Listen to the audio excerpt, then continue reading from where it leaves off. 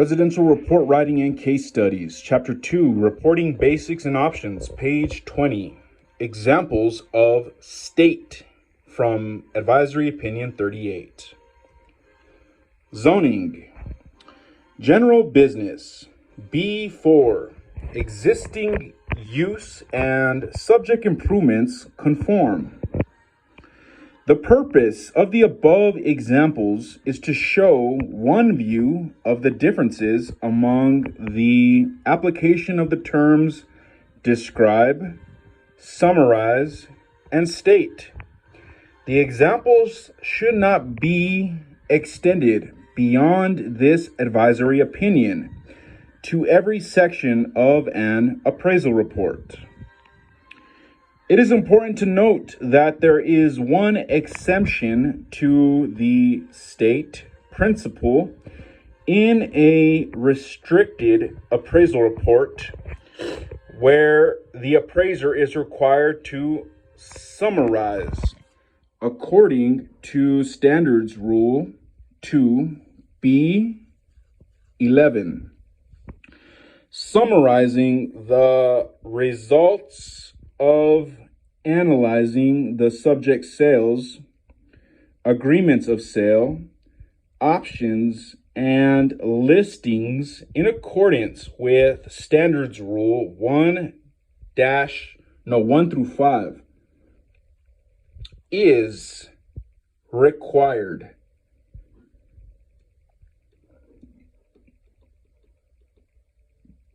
So, the reporting and analysis of the pending sales or listing must be summarized, not simply stated.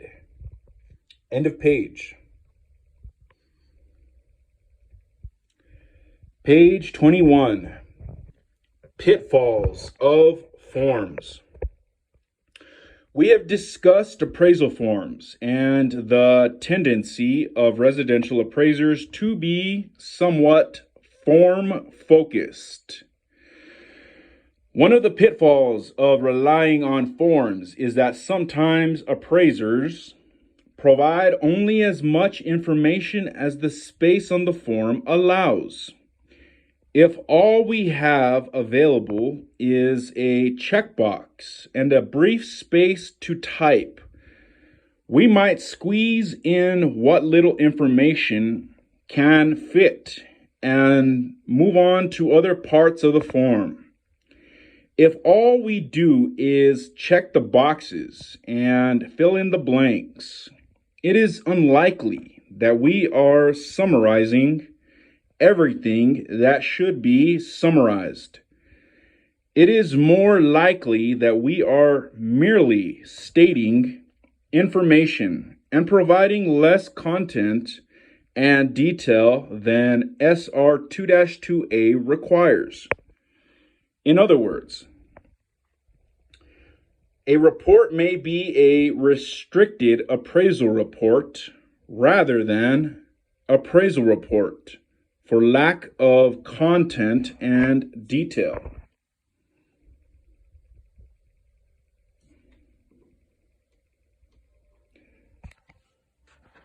SR 2-2 earlier in this section also states,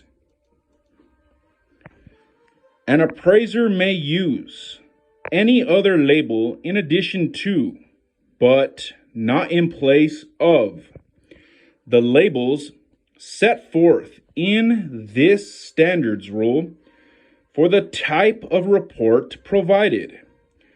The use of additional labels such as analysis, consultation, evaluation, study, or valuation does not exempt an appraiser from adherence to USPAP. This means that we will, at minimum, use the labels from SR 2-2 to identify our appraisal reports, while we can supplement, that's highlighted, the labels appraisal report or restricted appraisal report. We may not replace, that's highlighted, these labels. For example, you may label an appraisal report as a summary appraisal report, or a narrative appraisal report, or some other label, as long as the report meets the minimum content requirements for an appraisal report. Then, SR 2-2 states, the report content and level of information requirements set forth in this standard are minimums for each type of report. An appraiser must supplement a report form when necessary to ensure that any intended user of the appraisal is not misled and that the report complies with the applicable content requirements set forth in this standards rule. End of page. Page 22. Current versions of forms. When Fannie Mae and Freddie Mac revised their appraisal reporting forms in 2005, they helped appraisers comply with USPAP by including certain language that was lacking in earlier versions of the forms. However, the ASB has stated that forms do not comply with USPAP. Appraisers, that's highlighted, comply with USPAP. Therefore, the appraiser, that's highlighted, is responsible for providing the content and level of detail required by USPAP and must supplement the Fannie Mae forms whenever necessary. That's underlined. While the forms can be helpful, they require our skillful use and proper supplementation in order to ultimately result in a USPAP compliant appraisal report. The substantive content of the report will determine compliance. Also, SR 2-2 reminds us that it only gives us the minimum information, that's highlighted, required for each of the reporting options. The appraiser is free to provide more information than the minimum required. Generally speaking, we will not get our clients or ourselves in trouble by providing too much information. On the other hand, providing too little information is never good. Advisory Opinion AO 36, that's highlighted, and the confidentiality, that's underlined, section of the ethics rule give us more information regarding our clients, intended users, and an appraiser's obligations to these parties. In brief, just remember that lots of people may end up with a copy of your appraisal report. However, as we consider the available reporting options and the content and level of detail required, we only need to consider the needs of our client and other intended users. We do not, that's highlighted, have a responsibility to consider the needs of all other parties who could possibly receive a copy of the appraisal report? Another brief quiz is up next. End of page.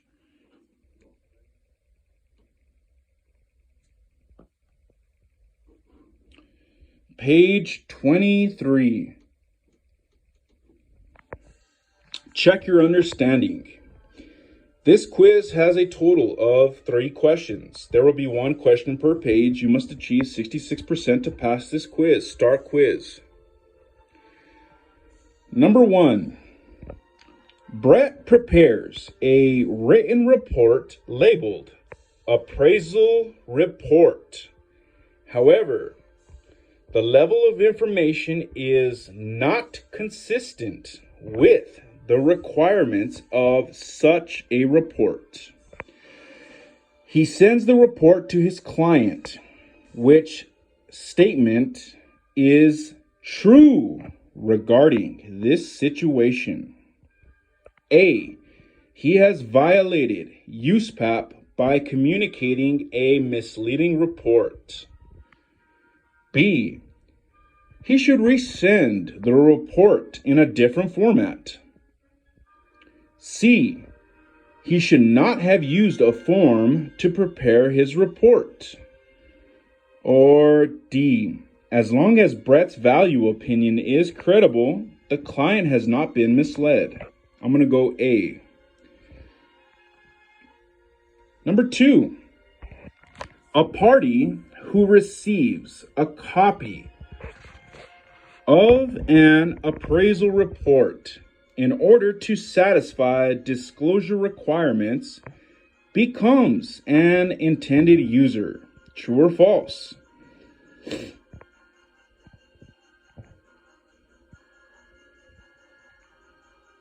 I'm going to go false. I'm like 60% sure. Number 3. As part of an appraisal assignment, Kara has completed a subject property sales history and current listing and agreement analysis. In her restricted appraisal report, she must blank this information. A. Describe. B. Summarize. C. Omit. Or D. None of the above. I'm going to go D. None of the above. I think the key word was state. Assessment completed. Finish. You passed. You got a 66.7%. So remember. Number 1. Brett prepares a written report labeled Appraisal Report. However, the level of information is not consistent with the requirements of such a report. He sends the report to his client, which statement is true regarding this situation. You said he has violated USPAP by communicating a misleading report, and that was correct. Number 2. A party who receives a copy of an appraisal report in order to satisfy disclosure requirements becomes an intended user. True or false? You said false, and that was correct. Lastly, number 3. As part of an appraisal assignment, Kara has completed a subject property sales history and current listing and agreement analysis. In her restricted appraisal report, she must blank this information. You said none of the above because you thought state in regards to the restricted appraisal report, but that was incorrect. The correct answer was she must summarize this information. You answered incorrectly. One exemption to summarize and state is that a restricted appraisal report of a market value appraisal assignment must contain a summary of the analysis of the subject sales, options, and listings. Chapter 2 of State from Advisory Opinion 38. End of page.